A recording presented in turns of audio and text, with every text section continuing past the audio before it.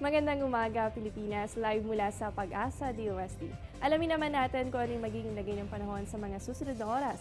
Narito ang latest mula sa Pag-asa.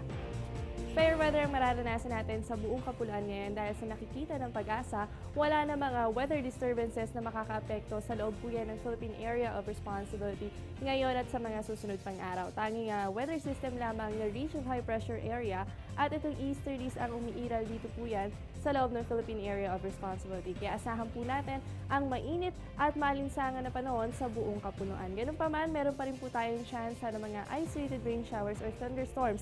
Kadalasan po yan sa hapon o gabi at lalo na po dito sa may eastern section ng bansa. Kaya po sa mga lalabas ng bahay at aabuti ng gabi sa kalsada o sa labas, huwag po natin kakalimutan ang pagdadala ng payong. At yan ang latest sa lagay ng panahon. Magbabalik pa po ang Panahon TV makalipas ang isang paalala.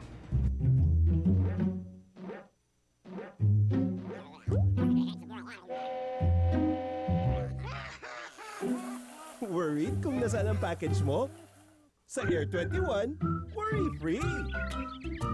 May real-time SMS updates kaya alam mong status ng padala mo every step of the way. Why worry? Pwede namang worry-free. Sa Air 21, sagot ko, padala mo!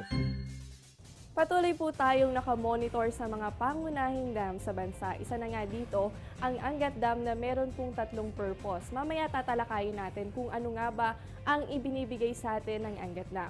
Para sa dam update, bumaba na naman ang elevation dito ng negative 0.24 meters. Sumadsad na ito sa 177.20 meters kaninang alas 6 ng umaga. Mula po yan sa elevation nito na 177.44 meters kahapon.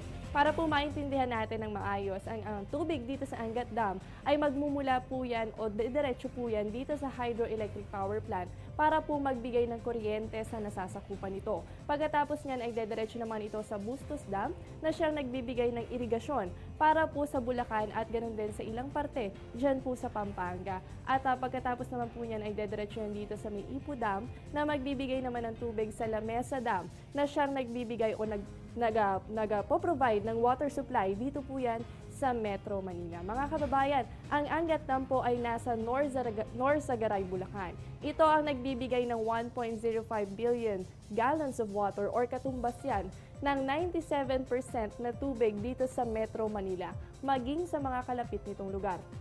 Mula din sa Angat Dam ang bumubuhay sa mga pananim dyan po sa Bulacan at pati na rin sa ilang parte ng Pampanga. Ang Angat Dam din na siya nagbibigay ng kuryente dito sa Luzon Grid.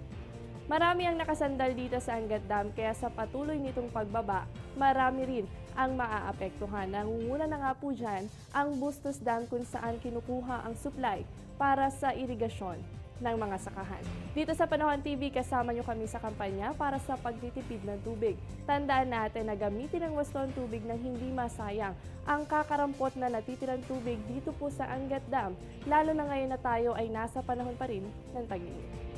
At yan muna ang latest mula dito sa Pag-asa DOST. Manatiling nakatutok sa Panahon TV Express kung saan walang pinipiling panahon ang pagbibigay impormasyon.